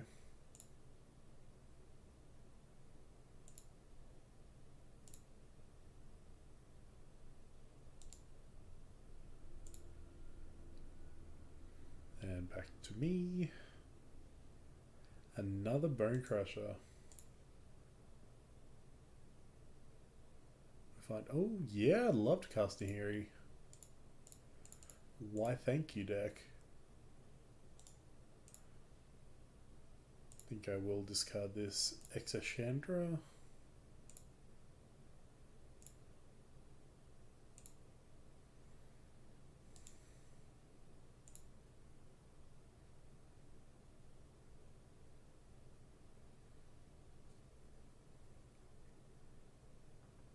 Should have played this land.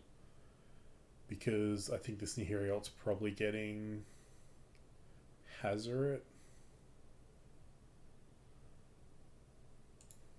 That's pretty good.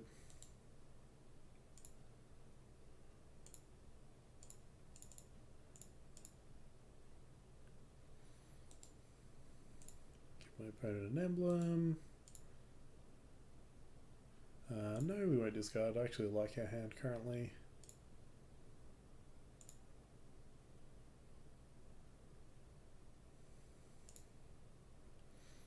And my opponent's in a lot of trouble. Gonna ultimate and just keep putting emblems on them. It's very difficult to imagine a scenario where we lose from here.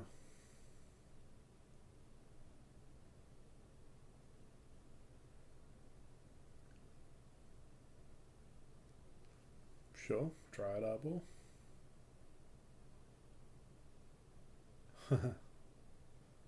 Yep.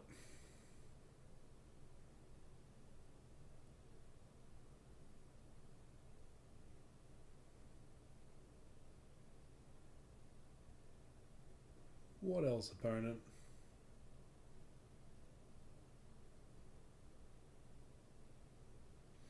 Ethereal Armor, sure. Another Ethereal Armor, sure.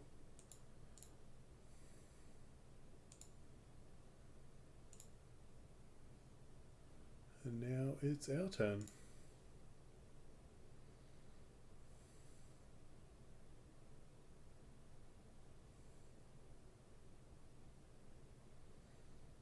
I'm just going to try and kill them as quick as possible. I'm going to Ultimate Chandra, go from there. Ultimate. Come on, opponent. Just F6. We are going to stomp them. 4-7. And stomp them. 4-7.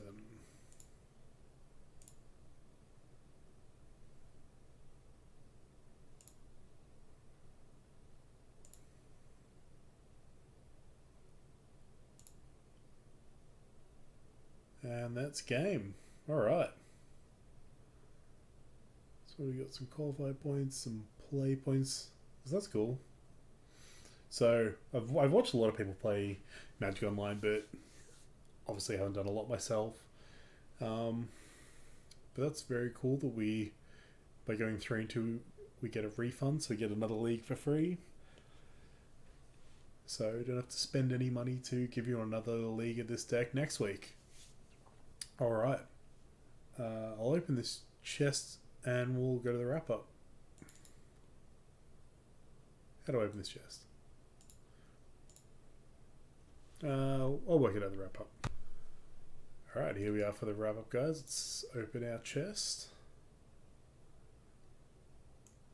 Who's this guy? An Ember Swallower. Okay. 125 play points isn't bad. That's cool. So that means even if we have a bad league, we're still breaking even here. So yeah, we went 3-2 overall. The league paid for itself, which is very nice. That last game was especially interesting. I threw away my Emrakul to the Gemstone Caverns and didn't feel like it punished me. I mean, we just had a really good line of hands against that last opponent. So this is the first time Gemstone Caverns has ever actually shown itself during opening hands, and it works fantastic. The speed it gave me was very, very important. Again, I'm not a fan of the second copy. I could see testing it, but it's just such a bad land outside, especially if you got Rugged Prairies in the deck, because, like, you know, if you see an opening hand with 2 Rugged Prairies, it's unplayable, and then the Gemstone Caverns add to that.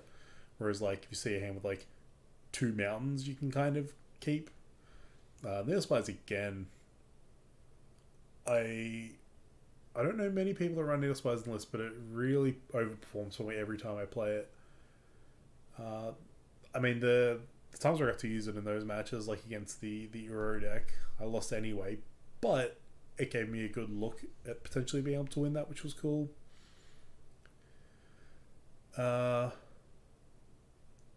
this? Oh, there's fourth zoom in. Yeah, so like all these numbers look good. Like the game of trials was pretty nice. His emblem wasn't relevant, but I mean, Adnors has shown up again recently, and I really like Gideon's emblem against Adnors. His plus one was fine. It really helped against prowess, made him kind of overcommit to the board. I've always liked this Gideon on paper because the idea is you play him turn 3, you uptick him, and then your opponent's either they stick with their one threat and then you get to resolve like Inhiri and Gideon protects it, or they overcommit to the board and then you get to catch him out with a Wrath. So I really like the way these two cards kind of coexist in this list. Happy to be playing Wraths again. Single cast out I was kind of fine with. Like I've been leaning more towards 3 recently, but I think it is a bad enough card that you probably one copy is probably fine. Like gives you an extra option on turn 1, so like you can scry with the temple, play a tap Needle Spires or a tap Sacred Foundry, or you can play a White Source and cycle a cast out. It's just like an extra thing to do on turn 1 if you don't have like a Simeon or whatever. And just like its spell mode is fine, but like also it's just very easy to like cut this post board, which when I've been on like 3, I've just left them all in always, and I think that's probably wrong. Hazard felt good in the main deck, honestly. Like having all these extra Wincons like to support the Nahiri and the Chandra, having the Hazard and the Gideons felt fine. Hazard didn't really do much. Her best role was in being a blocker against prowess, which was fine. Chalice and Blood Moon performed as always. Like I think they're better now than they had been in like the Astrolabe meta, which is really, really nice to see. Like these are kind of really good again. Bone Crushers again, like I don't know, like I think I'm biased, but they just keep performing for me. I really enjoy them.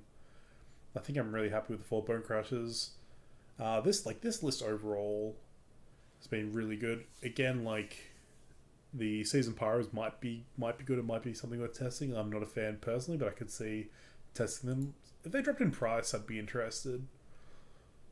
But this list feels like where we should be at for this current meta. Again, the only real issue is Uro, which I think that card's just too good. I would love to see it banned personally. Like I think it's kind of egregious. I don't know whether it necessarily needs a ban, but the deck's very, very tough to play in an Uro meta because you just everything it does is just too good. Like in general, everything it does is really, really good. Like gaining life, ramping, drawing a card. But the fact that like it's in this control shell, and I don't know, this deck just always has a problem with those control decks anyway. And Uro is kind of like the things that I'm trying to do to potentially have a leg up in that matchup. Uro just takes them all away. Like these Chandras, you know, like you saw it there. I probably, if that was like a normal blue control deck, I almost definitely win that because of the Chandra and getting to give them one emblem with a like Jace the Mind Sculptor is really painful in that matchup, but I would have been able to erase it thanks to this, but Uro just took that away from me. For the sideboard, the Spyglass actually felt pretty nice. I was pretty okay with this. The bridge didn't really come up too often, and again, like it's hard to justify bringing in the bridge when like I've got Emrakul and Hazard and Gideon as win cons, and like even Bone Crusher Giants. So, I mean, I only had one, but like the matchups where I want to bring it in, it just like it's not good against prowess, I don't think. So, kind of not a fan of that aspect of it. Against Spyglass is fine. Damning Spheres were good. The loss to Tron was no fault of the decks. That was purely my fault. I should have had that game on pretty well locked up, and I just whiffed it. These Chandras again, like these. I mean, in the current Boil meta, in the current Uro meta, these should probably just be Boils. But like, I don't think I want to do that because like you resolve a Boil and then your opponent still wins by being a blue counterspell deck. Like we're both trying to be control decks, but they get to operate instant speed. Like their planeswalkers are kind of just better as well, like Jace the Mind Sculptor and even like maybe New Teferi and like Narset, 3 mana Teferi. Like all those things just are really tough to get around, and this is kind of like a big saving grace. So maybe we should have Boils as well, but I don't think the matchup is winnable enough to dedicate that many sideboard slots to.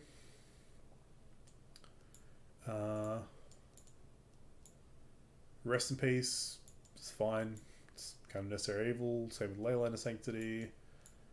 Again, I was a fan of this split. I didn't actually have any matchups with Stony was relevant, but there was matchups with Huertas relevant, so that's kind of the nice part about the split. I think for the next time testing this, I would like to replace this ensnaring bridge. Either have it be a second Huerta or a second Spyglass, so let's just make that change now. Because I'm not sure. Do I have another Huerta? No, I've only got one Huerta. Okay. Let's see. Do I have another Sorceress Spyglass? I do have two. Okay, so we'll try that for next league. But I was pretty happy with this overall. We went 3-2. Our losses were to the Uro matchup, which is basically unwinnable at this point, I believe, without making heavy changes to the deck that I'm not willing to make. Can you just... Okay, we'll just ignore that. And to Tron, which, I mean, this deck is kind of designed to punish Tron. My opponent had some pretty decent hands. They managed to recover well. They managed to have enough kind of interaction for me. Their Ensnaring Bridge play was really good. And I cost myself game one, which not much my opponent needed to do there. I just kind of whiffed game one, which should have been a free win, especially pre-board. It's nice to get that on Tron. So yeah, no, this was great, and I'm probably gonna run this 75 with the second Spyglass over the one Ensnaring Bridge. I'll probably run this next week. Hope you guys enjoyed watching. Make sure to subscribe and check out my content. I'll be releasing new Sun and Moon content every Monday and new Quest for the Holy Relic content every Friday, hopefully. So yeah, check it out. Hope you enjoyed the video, and we'll see you next time. Bye-zy.